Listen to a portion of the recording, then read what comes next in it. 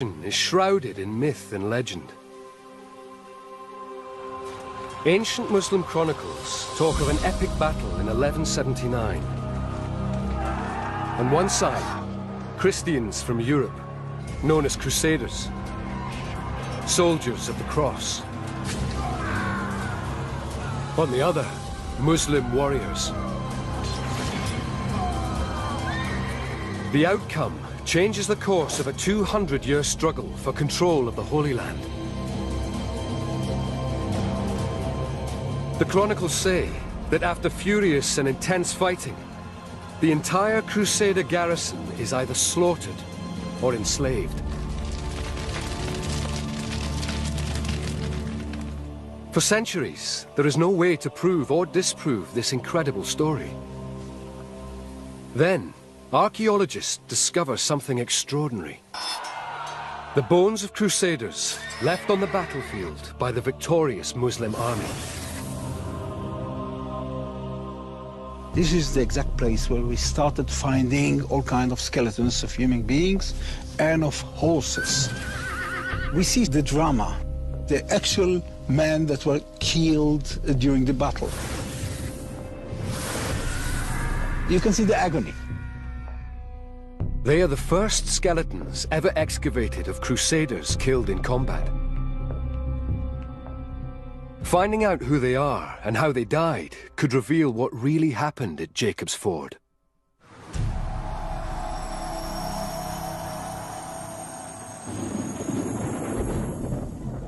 Forensic anthropologist Mick Wazocki, an expert on battle wounds, examines 6 of the skeletons, each one a chapter in the story. They were all male, aged between 18 to 40. This is an astonishing group of individuals. Many of them show signs of sharp force trauma and brutal injuries. One stands out immediately. This individual suffered the most appalling series of injuries. We can see this here in his lower jaw, his mandible. Blow struck at an angle, probably splitting the chin in 2. We know that it's a blow from a sword because the break is very, very straight and even. A second wound is far worse. It severs his left arm. The cut is actually coming down at an angle through here and cutting through here. Also, in this photograph, we can see how clean and sharp it is. This isn't a natural break in bone at all. This is a cut. One blow, and the arm was gone.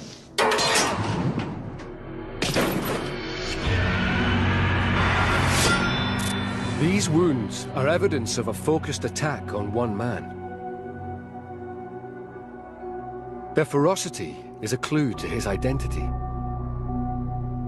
These injuries are typical of hand-to-hand combat. They're all to the front of the body. He wasn't running away, he was standing and fighting. So it looks as if he was very likely targeted. He might have been recognized as a very powerful warrior that had to be brought down at all costs. The evidence suggests he could be one of the most enigmatic crusaders of all, a Templar Knight.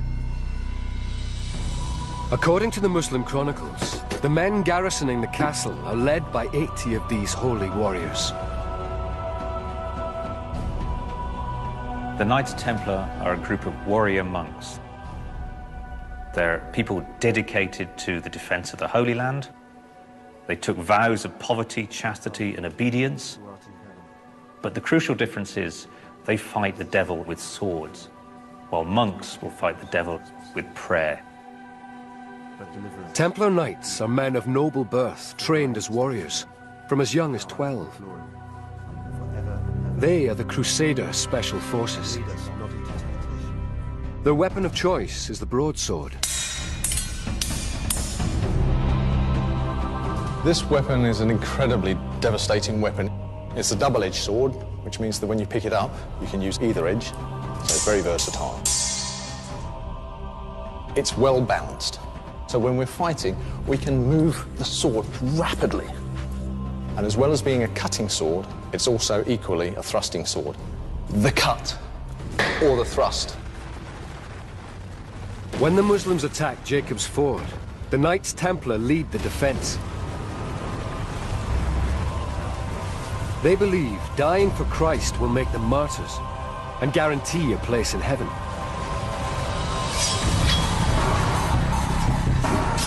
Their unshakable faith would keep them fighting, even through terrible injuries.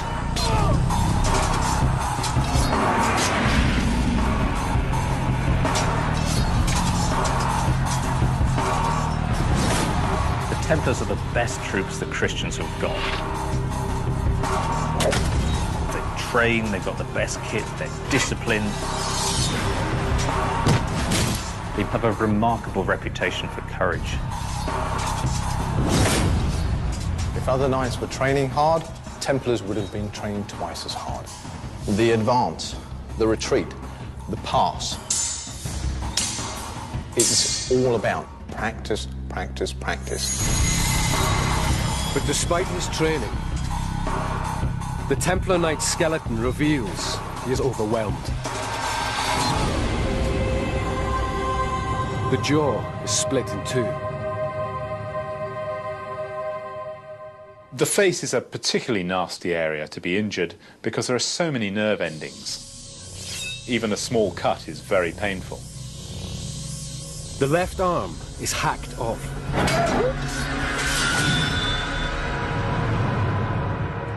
The weapon responsible is most likely the Muslim scimitar.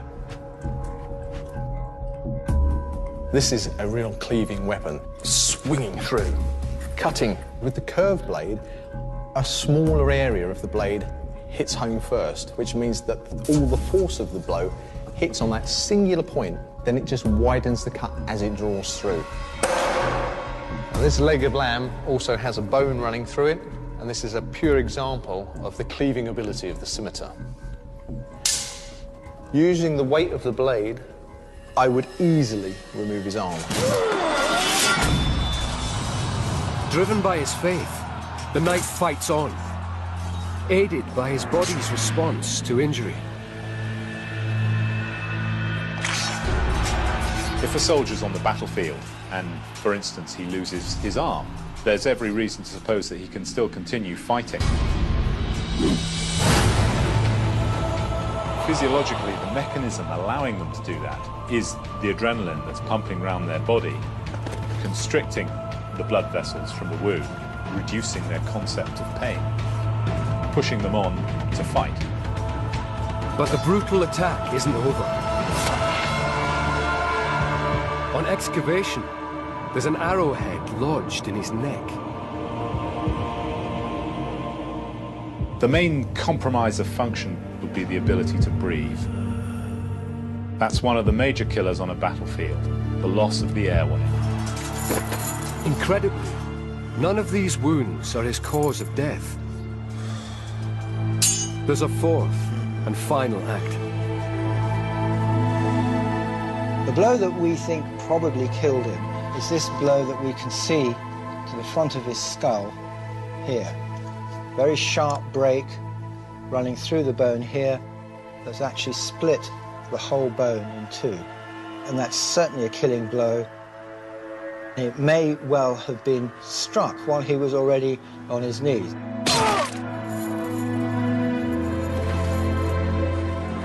The Templar Knight's death is like an execution.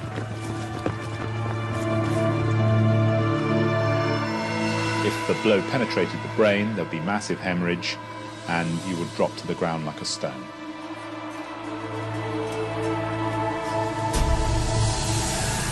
His violent martyrdom is evidence that the savage fighting described in the Chronicles is accurate. But how the Muslim army stormed the castle and overwhelmed the rest of the garrison remains shrouded in mystery.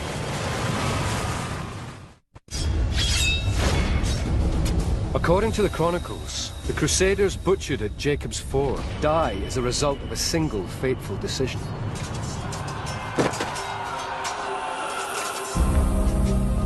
It is made a year earlier in 1178. The balance of power in the Holy Land is evenly poised. The Christian leader is Baldwin IV, the leper king of Jerusalem. Baldwin IV was an incredible young man. He was king when he was only 13 years old, and by then he was suspected of having leprosy. And of course, tragically, it's extremely disfiguring. And yet, in spite of this painful, debilitating illness, he held on to the crown of Jerusalem. Baldwin's most aggressive troops, the Knights Templar, pressure him to build a super fortress on the edge of Muslim territory. This is the place. Jacob's Ford. It's a provocative act. From here, the Crusaders can attack the Muslim capital, Damascus, just a day's march away. The plan is to build an expensive and impregnable castle, fortified by two huge circular walls. The castle was intended to be big, bigger than any castle which was built in this part of the world and in Europe at the time.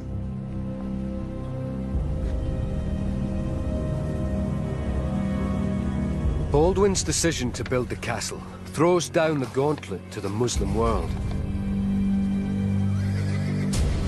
The response seals the fate of these 6 men. The unusual resting place of the second skeleton examined begins to unlock the sequence of events.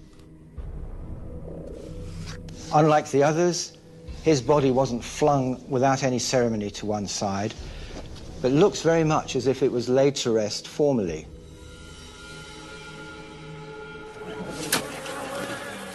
If there was time to bury this man properly, he must have died before the Muslims stormed the castle.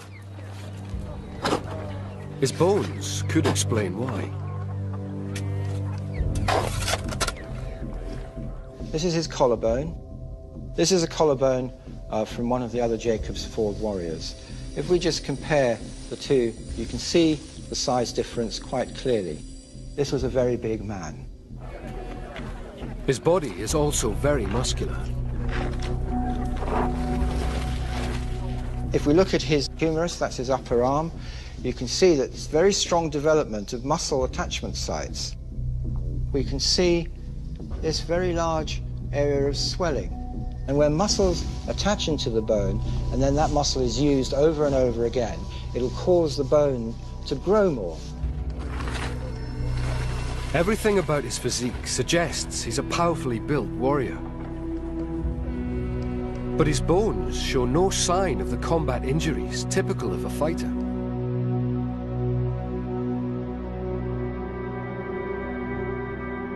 In fact, even more mysteriously, there doesn't seem to be any evidence of any healed injuries either.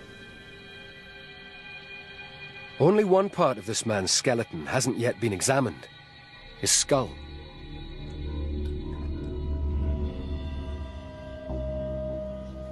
Well, this is even more mysterious. There is this area here at the base of the skull where we've got a semicircular fracture and a radiating fracture leading away from it.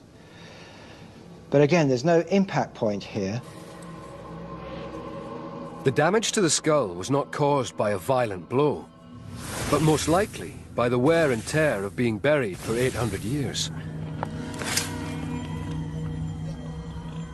With no combat injuries anywhere on his body, this man is an unlikely warrior.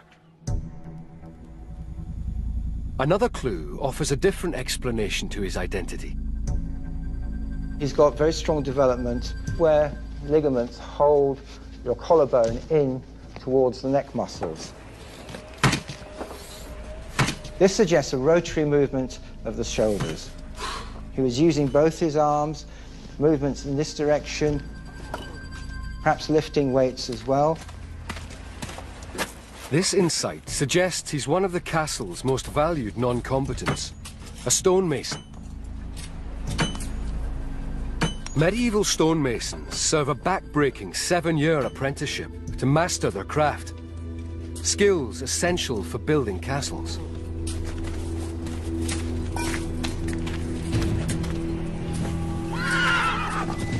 When the Muslims attack on day 1 of the siege, the outer wall is still under construction. Run! Get back! Everybody was caught by surprise. I mean, this group of workmen were not given any warning. You find the arrowheads amongst the tools and in the cement that they were mixing in order to build the core of the wall. They're just everywhere. Get back! Get back! I would think that in order to protect yourself, you would take your hoe, your pick, whatever you were working with, and try and defend yourself with it. Hurry, come on! Come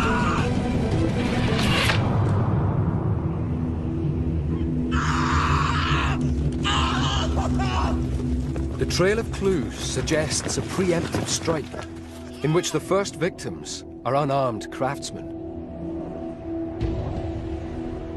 It's most likely the stonemason dies from a serious arrow wound to soft tissue. In the medieval age, with no antibiotics, infection is likely. If you have a deep arrow wound and you can't get all of the arrow out, it would have been a very long, slow, painful death. You may have even taken about 3 days to die. As the stonemason's life ebbs away, a huge Muslim army surrounds Jacob's Ford. The chronicles say the plain overflowed with troops. Behind castle walls, there's still time to bury the dead. But not for long.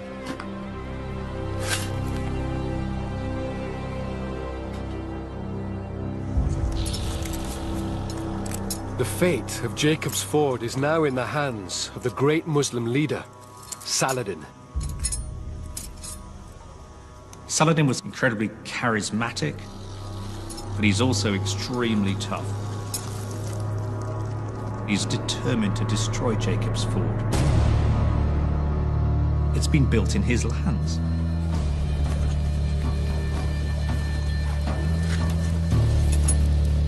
He needs to attack this place before it's finished.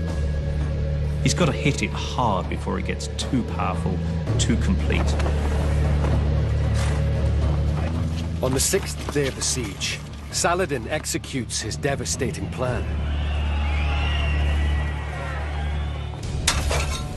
His engineers have been digging a tunnel under the castle walls.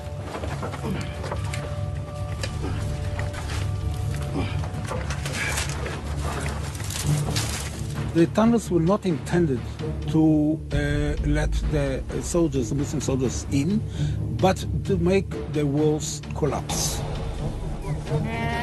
The only hope for the men trapped inside the castle is King Baldwin, who is gathering reinforcements nearby. For Saladin, it's a race against the clock. Time was short. Saladin is pushing his men to finish it as fast as possible. To bring down the castle walls, they will burn away the tunnel's wooden support props. Richard, man the wall. When all the burning materials will be consumed, the wall will collapse. The final ingredient is likely to be naphtha, an early form of gasoline used by the Muslims.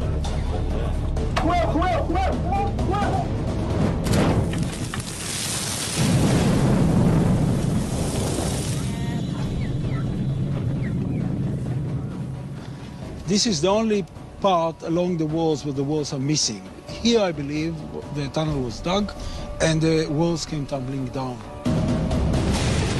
The Muslim chronicles describe the moment. The wall crumbled. The current of air which penetrated at that moment spread the fire. Several combatants were prey to the flames. Humanity.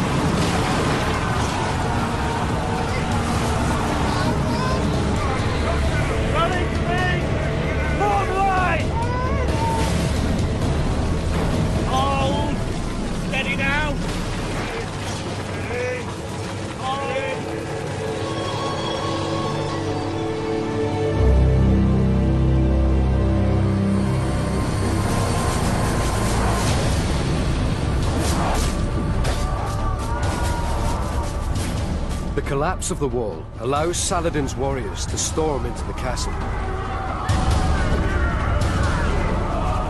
The battle is now decided in just a few hours of savage hand-to-hand combat.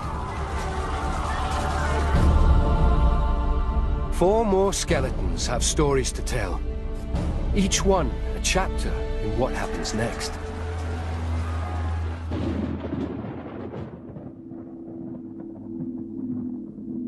This skeleton has a single serious injury. This is actually a beautiful, if you can use such an adjective for something as brutal as this, sharp force trauma injury that's cut right through the top of the shoulder and down into the arm. We can see this bone here, and a blow has come down here and cut right through the bone there. The sword that's been used, it's on the anterior, that's the front part of the humerus, means that he's facing his enemy, he's in hand-to-hand combat. Surprisingly, for a powerful sword wound, the bone is largely intact. Maybe he was wearing armor, and the chainmail armor actually took a lot of the force of the blow.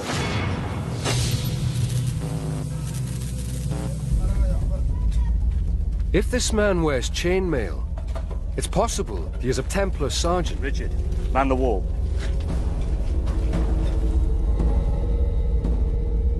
As many as 5 of these men from lower-class backgrounds serve each Templar Knight. They wear black robes over chainmail, tend the Knight's horses, and fight by his side. The Templar sergeants are an integral part of the Knights' fighting force.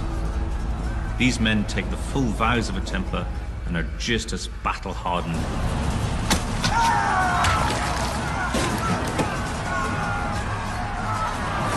Templar sergeants are professional soldiers who know how to fight mean and dirty.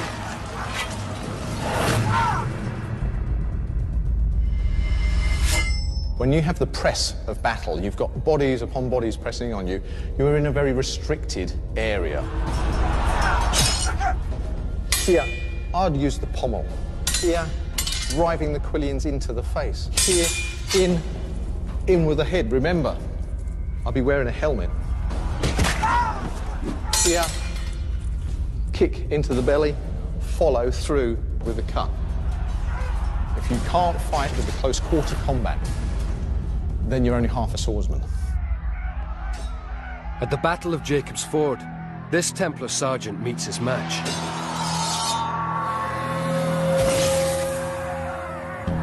The blow which downs him is a medieval classic.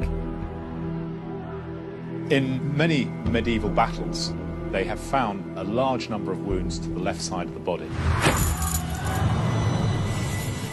The majority of people were right-handed, and when they executed a downward blow, most of them would be to the left side of the body. This would be a terrifically painful injury.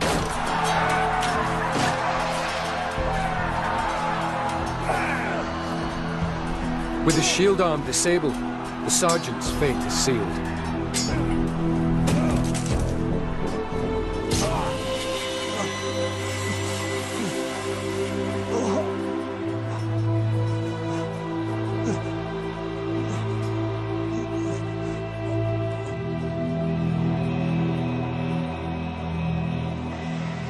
Unlike the Templar sergeant, many of the other Crusaders trapped in the castle are not experienced soldiers. The next skeleton examined reveals their fate.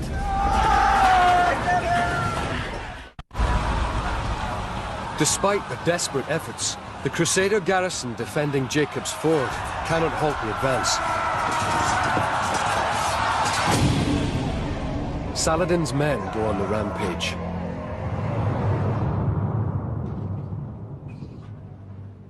This person was found splayed out on the ground, one arm flung out. There's a dead mule lying on top of his arm. And these are his remains. This is his sacrum. This is the bone right at the end of the spine. It's made up of individual vertebrae which have fused together. But there's this little gap here which shows that this hasn't actually quite completed fusing. That tells us that it's probably an individual between the age of 18 to 25. Despite this man's youth, there's something wrong with his spine. If we look at these individual vertebrae, we can see on many of them this hole. Now that wouldn't be there normally. Holes like this are caused by carrying heavy weights, which put pressure on the spine. Soft tissue between the vertebral bodies gets squashed down, and as it gets squashed down, it ruptures, and it causes this herniation effect in the vertebra. So this is somebody who's been carrying heavy materials, equipment, weights of one kind or another for quite a long time, probably since he was a young boy. The evidence of child labor suggests this man comes from a low-status background. More clues supporting this theory come from his teeth. He's lost a tooth here. There's also tooth decay here. A massive hole just there. That would have been extremely painful. He's also got a huge build-up of tartar. There's all this material you can see around here, just at the end of the teeth, towards the gum line.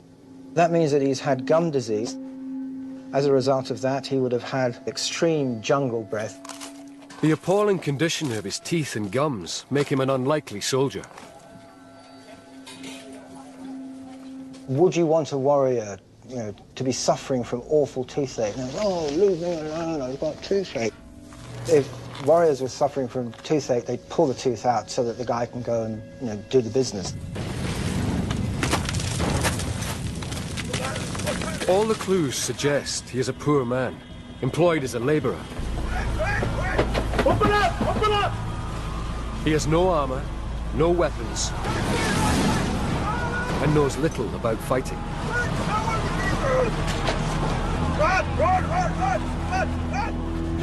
But when the wall comes down, even a young laborer with bad teeth finds himself on the front line. A medieval army is not just about knights. The bulk of people are there as part-timers. They're not professional soldiers. They are required every so often to give some military service. It must have been absolutely terrifying. These are not men of war.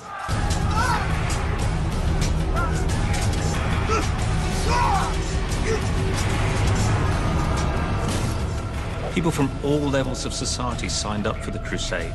You've got knights, you've got churchmen, peasants. They're a small group of Western Europeans who come over and conquered effectively an alien territory. At times of invasion, everybody is going to have to get involved.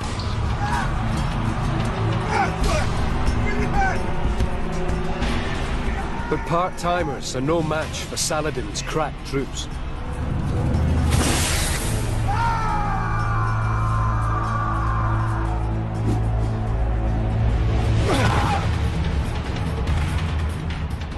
I don't think that the Muslim forces of Saladin differentiated between warriors, those who were carpenters, blacksmiths, masons. They just went through and killed whoever was in their way.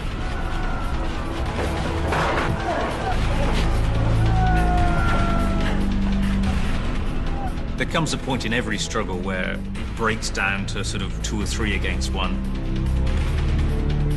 Help me!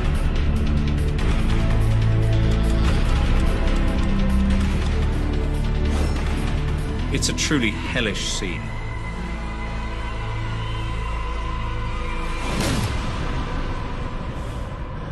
Knowing that you have no way out.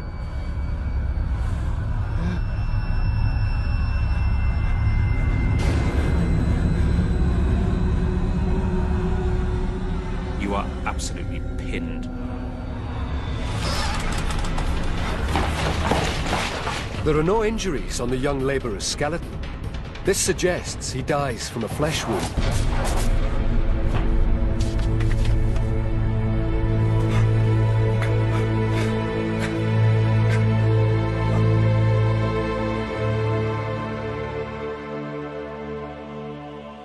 The trail of dead crusaders from all ranks and classes proves another key part of the chronicle is correct.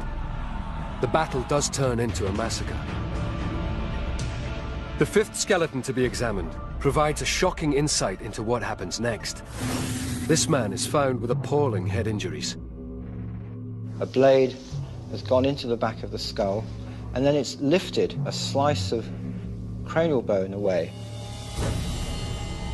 There was a blow to the left rear side of the skull, taking away a huge slice of bone, exposing some of the brainy matter underneath.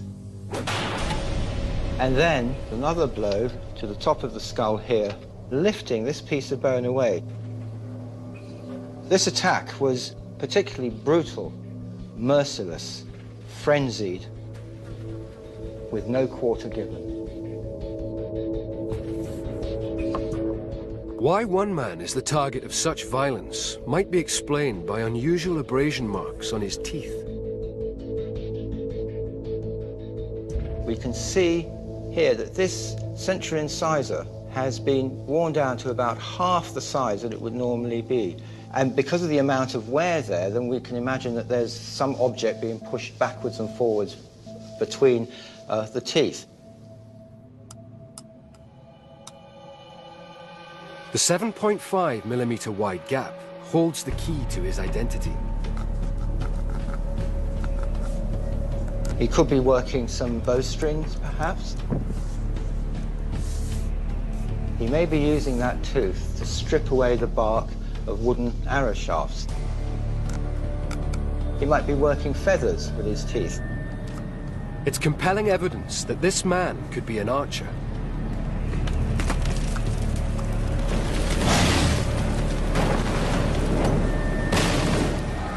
Crusader archers come from ordinary backgrounds and train from childhood to become deadly marksmen. They can fire 8 arrows a minute and hit a target up to 300 meters away. Because of their lethal accuracy, they're hated by Saladin's men.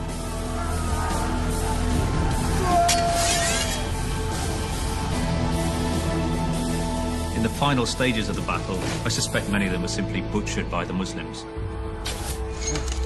The ferocity, the fervour of war at that moment means that the chances of them pausing and taking prisoners were quite low.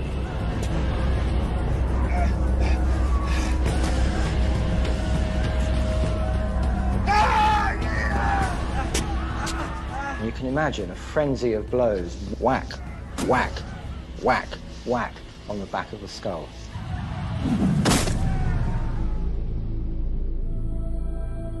They wanted to make sure this guy was dead. In the final stage of the battle, only a few Crusaders are left standing, trapped at the south end of the castle.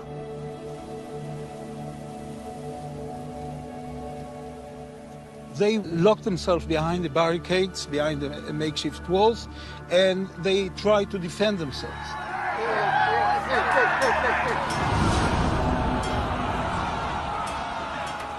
The bones excavated from the castle ruins offer a chilling insight into the fate of these men.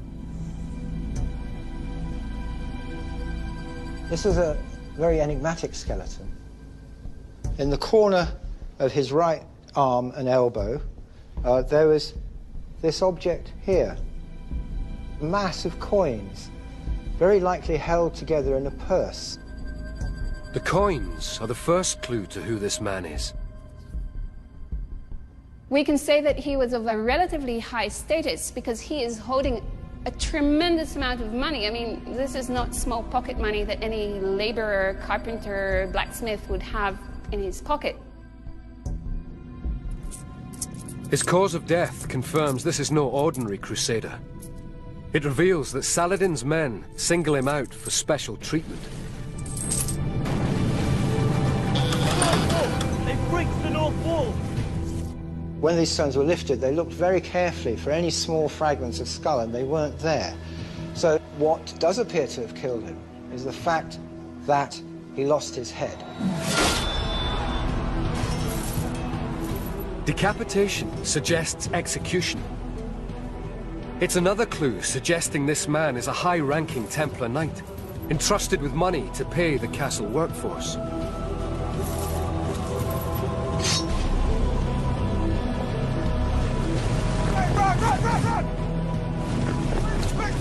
His skeleton tells a gruesome story of his final moments.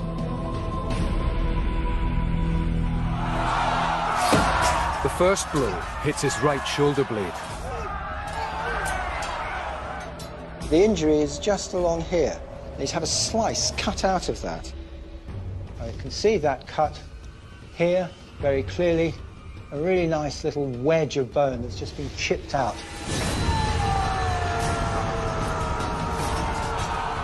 The next injury is to his right arm. He's taken a chunk out of his radius at this angle here, coming down close to his wrist.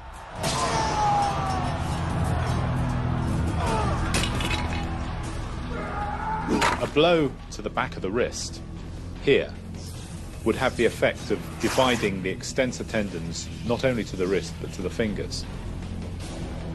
The wrist drops and you can no longer grip whatever you have in the hand. A third injury damages his right collarbone. You can see here, very clear cut. It's triangular in shape, and that mimics the shape of the metal arrowheads. He was struck by an arrowhead, which then passed just underneath the collarbone. So it's come in at an angle here and just passed underneath and was probably lodged in to his shoulder joint. He may have just broken the shaft off and carried on fighting.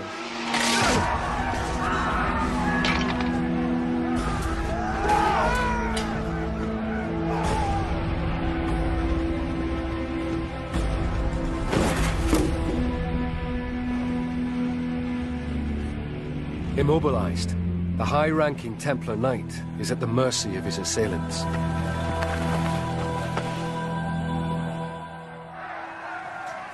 His trapped comrades still have one extraordinary card to play. More bones recovered from the site suggest they respond with an act so brave, it verges on insanity.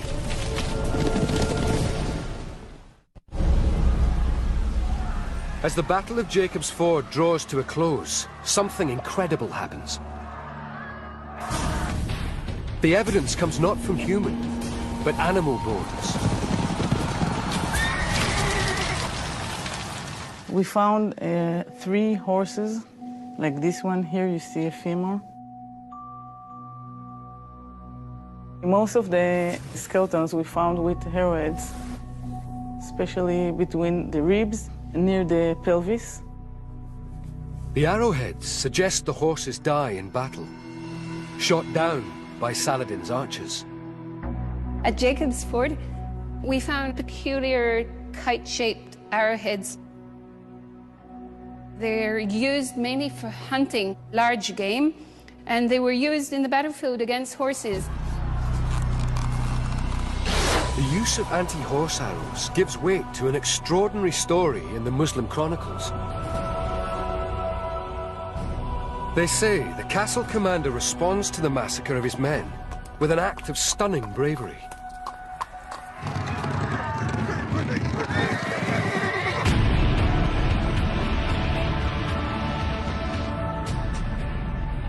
In the desperation of closing stages of the battle, it's quite possible a number of the knights tried to break out. A final death and glory charge against the Muslims encapsulates the motivation of the Templars, their determination, some might say fanaticism.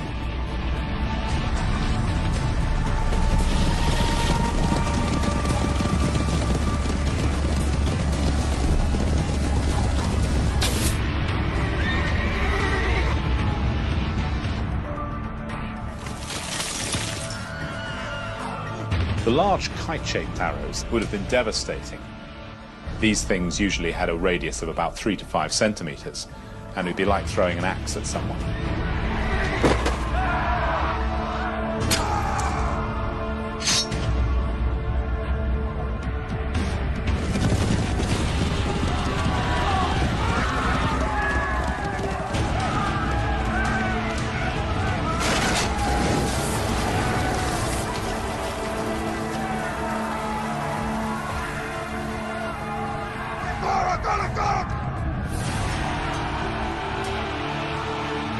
But although heroic, the commander's horse charge is an act of desperation.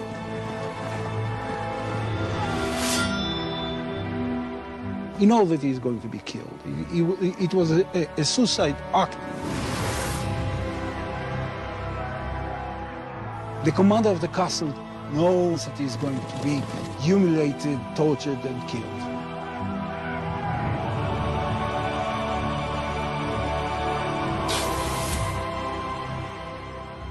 The chronicles say, he threw himself into a hole full of fire, and from this brazier he was immediately thrown into another, that of hell.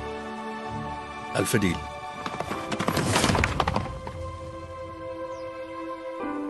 I tend to ask myself if what the commander of the Templars did is an act of bravery or act of cowardice, because when he killed himself, when he committed suicide, he left the whole army without a commander.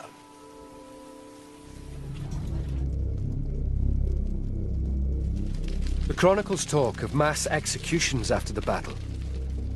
Now is perhaps when the high-ranking Templar Knight meets his end. Executions after a battle send a number of messages to the enemy. They show that you have triumphed over them. You are showing no quarter, no mercy. This is what will happen if you resist us.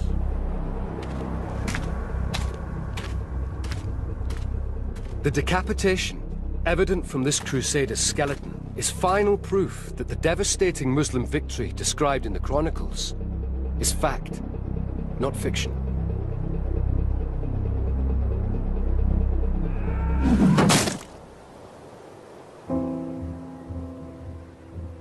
News of the massacre reaches King Baldwin before his relief army arrives at Jacob's Ford.